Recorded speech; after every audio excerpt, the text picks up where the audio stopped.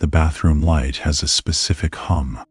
You've lived here 6 years, but this morning, the frequency feels off. You reach for the faucet, and for a split second, the hand entering the frame doesn't register as yours. It's just a hand. Veins, knuckles, a small scar from a summer you can't quite name. You watch it turn the brass handle as if observing a stranger's mechanics. The water runs cold, then hot, and you wait for the steam to blur the glass. There is a photograph on the hallway wall. In it, a person is laughing at a wedding. They are wearing a navy suit that fits perfectly. You remember buying that suit. You remember the heat of that afternoon and the taste of the champagne. But looking at the face in the frame is like looking at a distant cousin you haven't spoken to in a decade. The smile is a set of muscles you no longer know how to engage. You wonder what that person was thinking right before the shutter clicked.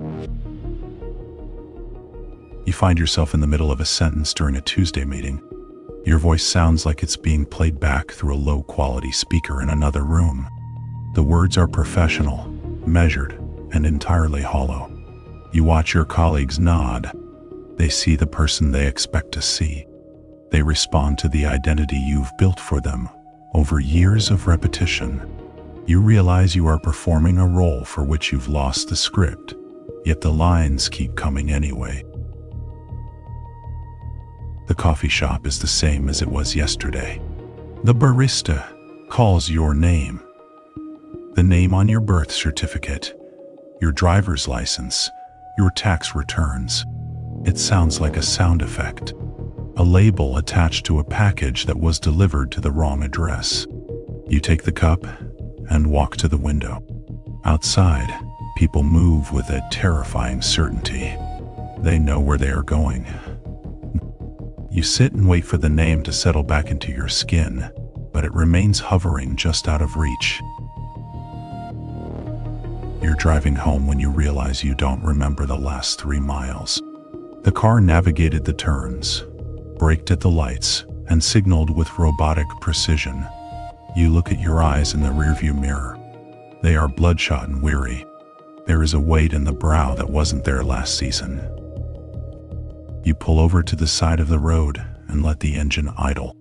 The vibration of the steering wheel against your palms is the only thing linking you to the present moment.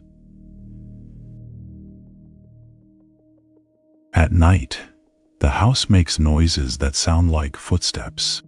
You walk through the rooms, turning on lights to prove they are empty. You catch your profile in the darkened window of the kitchen. For a heartbeat, you think there is someone standing in the yard. Then you realize it's just your own transparency, layered over the oak tree and the fence. You are a ghost haunting your own mortgage. You turn off the light and stand in the dark, listening to your own breathing. You start noticing the objects you've collected. A ceramic bowl from a trip to the coast. A stack of books on the nightstand. They are artifacts of a life that belonged to someone who enjoyed these things. You pick up a heavy leather-bound volume and flip through the pages. There are notes in the margins in your handwriting. You read the words, but the logic behind them is gone.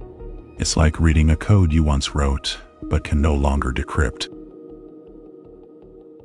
The wardrobe is full of clothes for a person who goes places. Silk ties, heavy coats, boots with salt stains on the leather. You touch the fabric of a sweater and try to remember the version of you that felt comfortable in it. It feels like touching a costume from a play that closed years ago. You wonder if you should throw them away, but that would mean acknowledging the void they would leave behind. You close the closet door and choose the same gray shirt as yesterday. Someone mentions a story from your childhood. They recount it with such vivid detail that the others laugh. You smile, because that is the social requirement. But internally, you are searching for the memory. You see the events from a bird's eye view, like a scene from a movie you watched once on a plane. There is no sensory data, no smell of grass, no sting of a scraped knee. You are a curator of a museum dedicated to a stranger's history. You sit on a park bench and watch a man walk his dog. He is wearing a red jacket.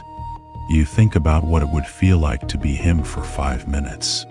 To have his worries about the vet bill or the weather. To have his specific set of keys in his pocket. The envy is sharp and sudden. It isn't that you want his life. You just want to feel the weight of any life that fits properly. You stand up and walk away, feeling the air move through you. The grocery store is a cathedral of choices you no longer care about. You stand in the aisle staring at rows of cereal. You used to have a favorite. You try to remember which one it was, but the information is blocked.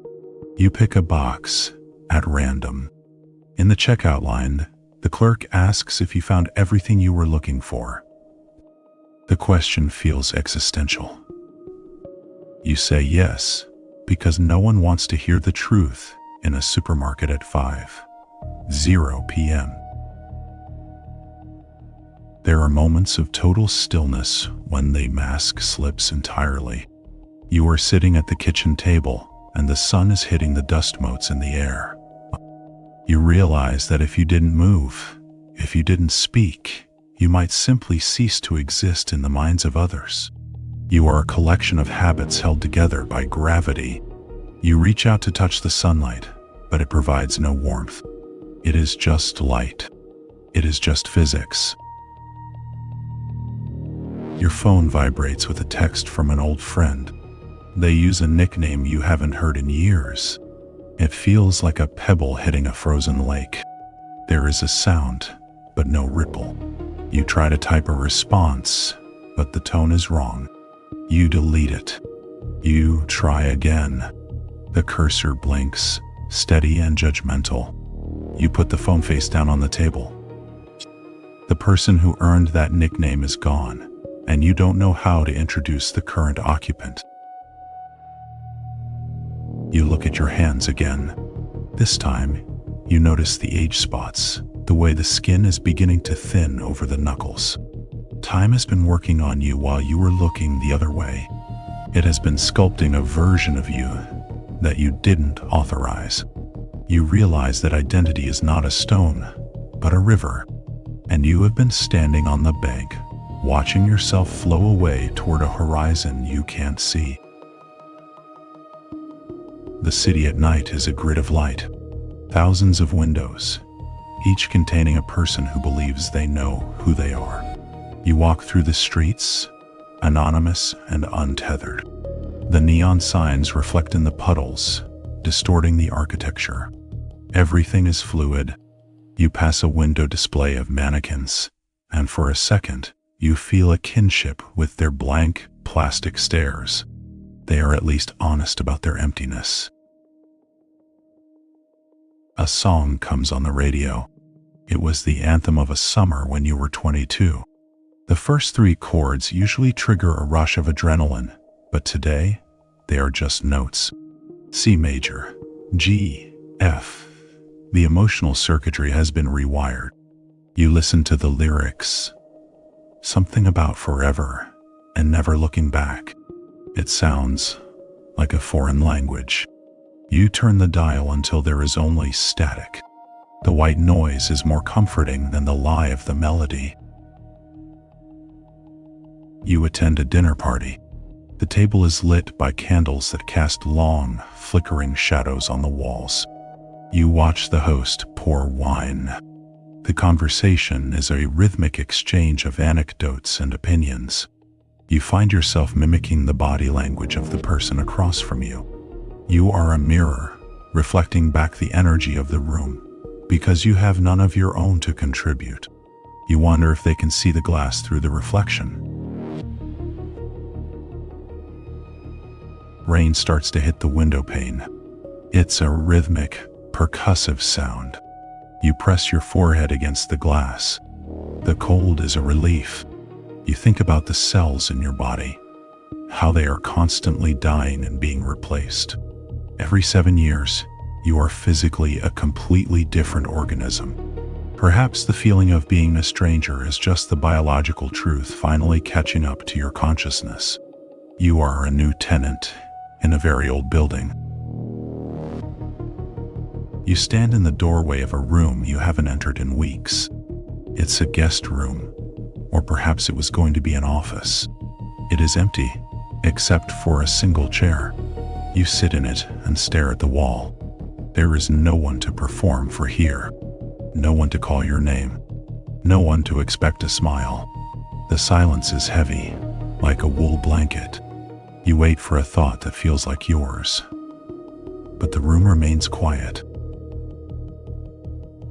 The sun begins to set, casting a long orange glow across the floorboards. You walk back to the bathroom mirror. The hum of the light is still there. You look at yourself, really look. Not at the hair or the skin, but at the space behind the pupils. There is no recognition, but there is no fear either. Just a quiet mutual observation. Two strangers passing in a narrow hallway, acknowledging the narrowness, and then moving on into the coming night.